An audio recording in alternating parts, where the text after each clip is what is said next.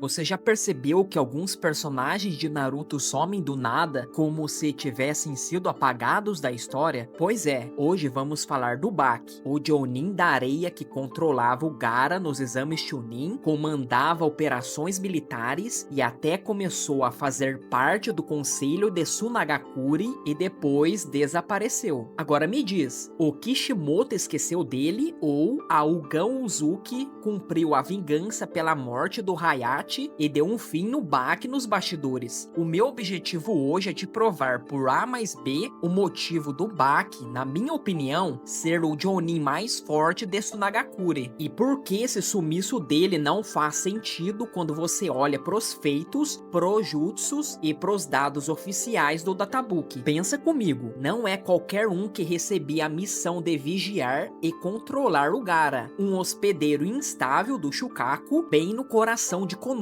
durante uma prova internacional que reunia ninjas do mundo inteiro. Também não é qualquer um que derrotava de forma tão fácil um Jonin especial como Hayate Gekko, usando uma técnica invisível de futon, e muito menos qualquer um teria a responsabilidade em Shippuden de coordenar a evacuação da Vila da Areia, organizar a defesa contra Katsuki e ainda sentar no conselho ao lado do próprio Kazekage.